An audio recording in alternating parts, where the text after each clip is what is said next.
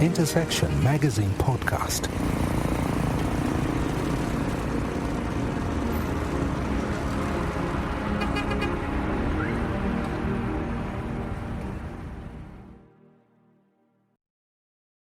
Welcome to Intersection Magazine Podcast. This week I'll be covering on continuing a series I started where we're trying to compare how a larger network would see the startup space globally, comparing it to what I've done on my own,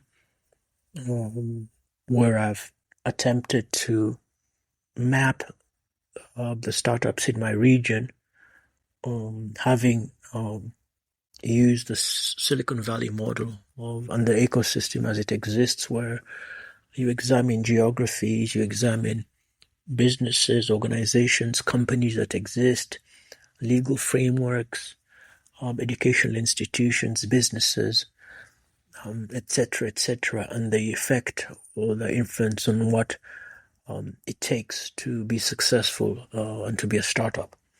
So this week we'll be covering Finland, and this piece was done by Maddie Savage, and she called it "Can Finland Compete as Europe's Startup Capital?" So as usual, I'm your host, Nicholas Kianda. Once again, thank you for listening and thank you for subscribing.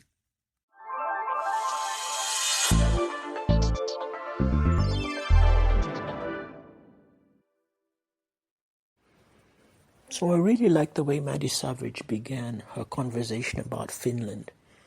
And I think you'll see that in all the BBC coverage about startups. They always start with giving you a bit of a background of where the country currently stands.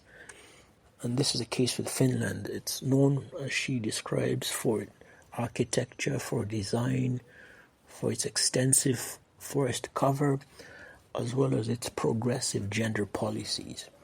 Now, this is a bit of a sandwich because she will start off with the geographies and what the country is known for, and then at the end she will also give you some of the challenges that the country may face, either political or economic or social or whatever.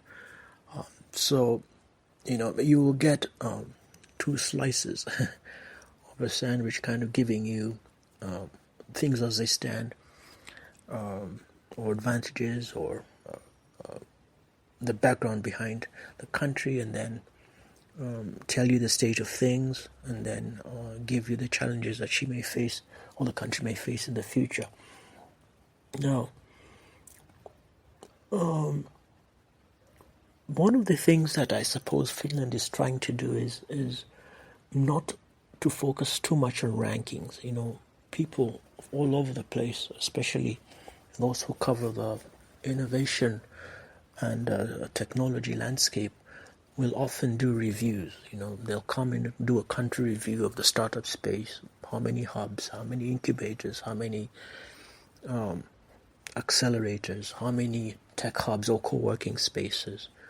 How does the VC or venture capital landscape, investment landscape look? How many angel investors exist? How many companies? How many exits? How many unicorns, have emerged from this ecosystem, etc., And then based on those metrics, they can decide that this is the top ranking, startup ecosystem. So Finland is really keen to make sure that they're not focusing on ranking.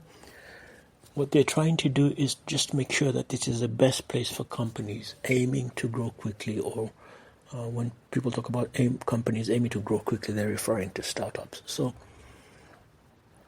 this is what they're focusing on: create an environment where growth is encouraged.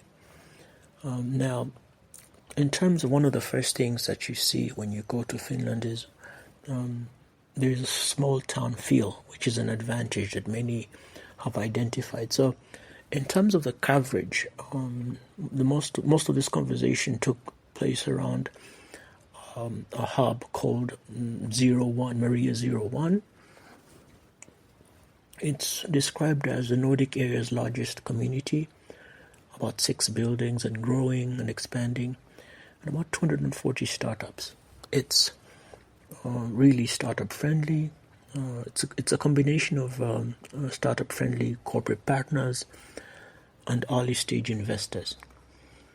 Those who are new to the space, usually you have your investors being characterized based on what stage the company is at and how much they're willing to invest in that company. Of course, the relationships between your investor and the company will be based on what kind of investment they're giving and a trade-off between what percentage of the company the founder is giving up for depending on what they're getting from the investor. So early stage startup investment is completely different from other stages of investment. And they really want to refer to it as a community in one place. And when you see what they're doing in terms of the structures that they've created at this facility, which incidentally used to be a hospital until 2014, they've focused on communal spaces. Now, the other thing that they have is there's been a synergy between founders that exist right now and then former founders. So that's a bit of a strength. I think we mentioned this in some previous episodes where I think Armenia was aiming to make a connection between those who were building and those who had built, especially those who were in the US. So the combination of current and former members has raised about $1 billion USD in funding, which is about 40% of all early stage funding in Finland annually. So 40% of all the funding has come from people who are affiliated in one way or the other to Maria 01. So when she talks about the people at Maria talk about the ecosystem, they're thinking in terms of about 3 major things: location, initiatives, and that could be anything. That could be tax havens, it could be business friendliness, as well as culture. But of course, initiatives is so many things put together. So they studied about 2 or 3 different businesses. One was called Mainframe Industries, which is in game development, and then another one called Data Crunch. And Data Crunch stated something interesting. They said they don't want to be isolated. They want to be in a place where others are doing stuff that's similar and of course maybe even bigger than what they're doing. Mainframe, of course, is into a different space of game development, for which Finland, I think, is also quite a leading player. So one of the things that is also they're also thinking about, and that they're doing, is they're focusing on growth. So from 240 startups and 6 buildings, they're also expanding to a 50,000 square space. So that's a good thing. Now, one of the things that they're also trying to do is they're focusing on the advantages that exist in Nordic culture, the collaborative environment that exists in Nordic culture. Now, in creating a synergy between local builders and those who've kind of made it abroad, 1/3 of the founders are international. There's also, of course, the advantage that has come with having at least one unicorn. A unicorn, of course, means $1 billion company. Finland is known for artificial intelligence, cybersecurity and gaming, defense and space. So those are areas that they are quite good at. Although Startup Link has categorized Finland as the seventh best co-working hub or space in the world, or ecosystem. The growth is really down to the hubs themselves, funding, as well as a local gathering that's called Slash. I think it's a non-government organizational gathering that takes place to attract founders and those in the tech and innovation space. So that's, you could call that a national program. Now there's also the Business Finland funding table, or funding trade and investment promotion project, where there's the provision of state funding, coaching, and internationalization. So I think there's a recognition that because of the size of the country, you can't depend on growth with a small population. There has to be an expansion, as was recognized by the Armenians, as was recognized by Argentinians.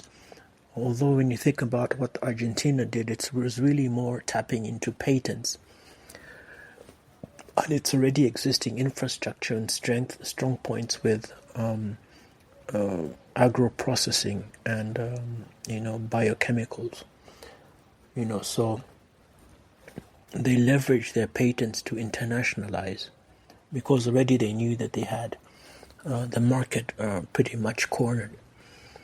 Now, if you want to talk about how Finland has set itself up as a place to be, there's, I think, she referred to it as, they have this startup permits that are like visas, which are renewable every 2 years, although it still takes quite some time to become a citizen, to get your passport. So Finland is also banking on an amazing healthcare system, an education system that caters to its citizens. So the trick is to get people so comfortable that they can focus on innovation. Now, Finland cannot be described or spoken about without thinking about Sweden.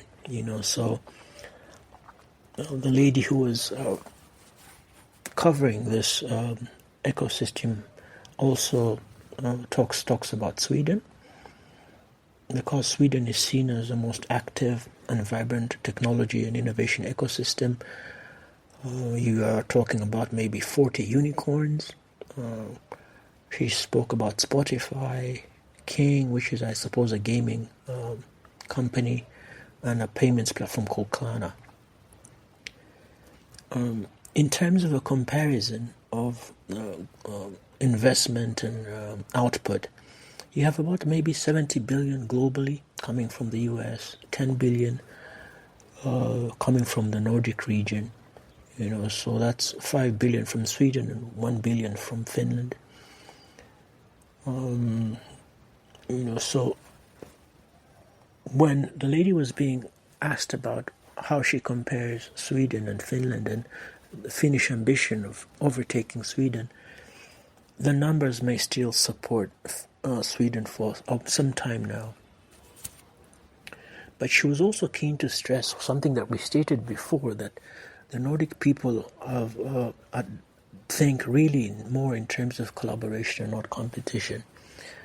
And you can see that the lady who was interviewed, the former or current CEO of Sting, was really at pains not to get into the comparison game, until, of course, she spoke about the numbers in terms of Swedish contribution to Nordic revenue generation, at least in startups and scale-ups and businesses.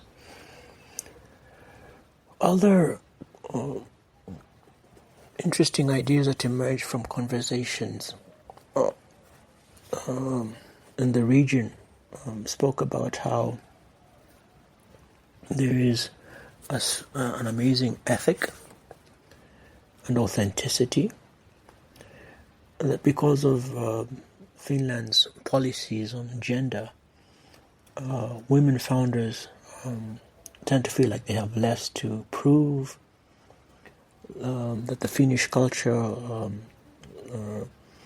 although complex, because of the reserved nature of the Finnish people, it takes a bit of time for them to warm up to you. But once they do, they're friends for life.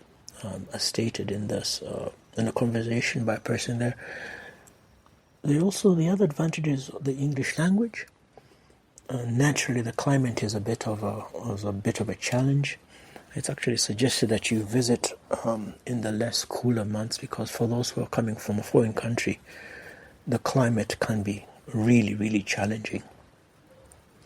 Now, there is also a new change in terms of government that has taken place. People who are in the startup space have been struggling with the issue that there's been an increase in taxation, which has affected business progress. There's also fears that stem from regional challenges with NATO and Russia. Finland borders Russia. Finland recently became part of NATO. You see the same conversations taking place with Ukraine, where they doing everything they can to support Ukraine, accept Ukraine as part of NATO. On the side, though, the countries seem to be thinking about expansion and building their militaries, so they're exploring the idea of growth and protection, but it's like we're unwilling to go the extra mile or the extra step of just simply accepting Ukraine as part of NATO, because this might involve confronting Russia directly. So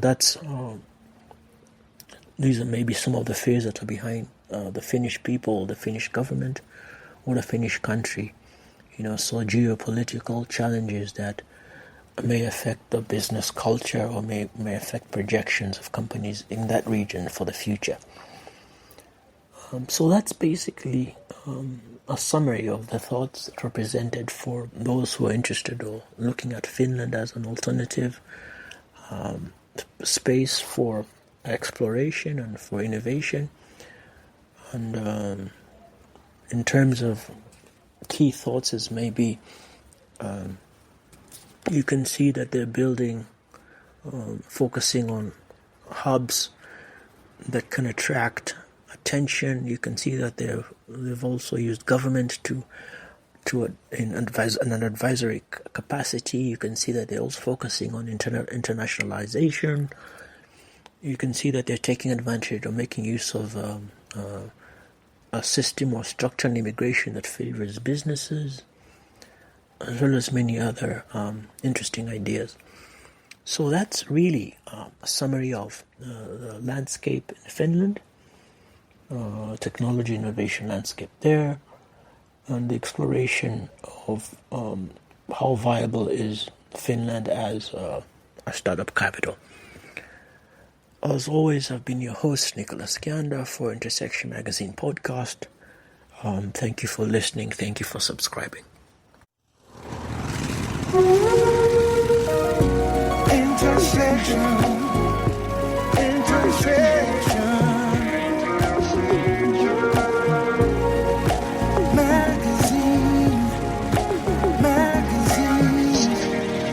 Intersection Magazine Podcast.